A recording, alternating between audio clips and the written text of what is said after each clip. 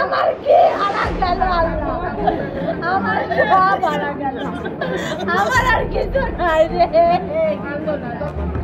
নাটোরের লালপুরে ৪৫ বছর বয়সী মঞ্জুর রহমান মঞ্জু নামে এক আওয়ামী লীগ নেতাকে গুলি করে হত্যা করেছে দুর্বৃত্তরা।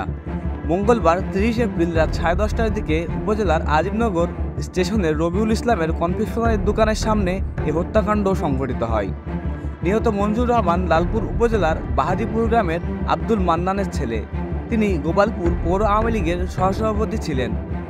লালপুর থানার ভারপ্রাপ্ত কর্মকর্তা নাসিম আহমেদ এই তথ্য নিশ্চিত করে জানান, রাত 10:30টার সময় উপজেলার গোপালপুর পৌরসভার আজিমনগর স্টেশনের রবিউল ইসলামের কনফেকশনারি দোকানের সামনে অবস্থান করছিলেন মঞ্জুর রহমান। এ সময় 3টি মোটরসাইকেলে অজ্ঞাতনামা 4-5 জনের একটি দুর্বৃত্ত দল এসে মঞ্জুর রহমানকে মাথায় ও পেটে গুলি করে দ্রুত ঘটনাস্থল ত্যাগ করে। এতে ঘটনাস্থলেই তিনিই মারা যান।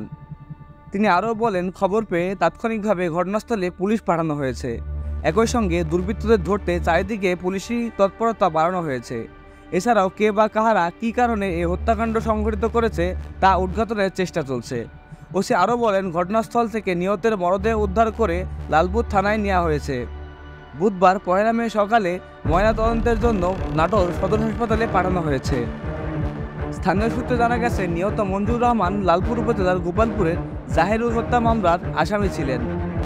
এই ঘটনায় দৃষ্টান্তমূলক শাস্তির দাবি করেছে মঞ্জুর রহমান মঞ্জুর পরিবারের লোকজন সহ আওয়ামী লীগের নেতাকর্মীরা।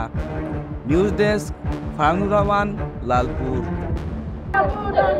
আমার কি হারা গেল আল্লাহ, আমার সব হারা গেল, আমার আর কিছু নাই রে।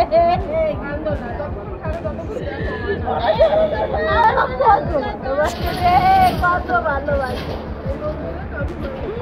আমার ফোন ছিল রে।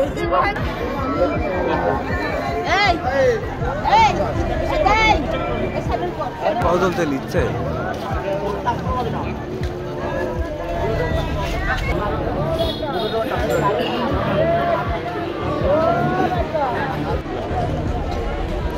দুর্বল মানুষ আছেন না।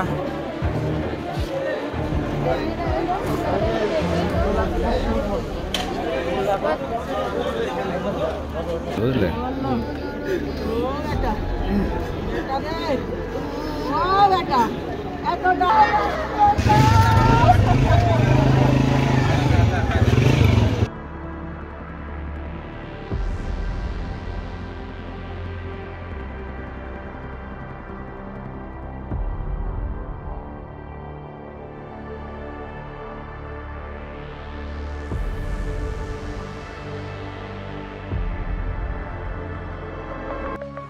নিত্য নতুন সংবাদ পেতে আমাদের সাথেই থাকুন।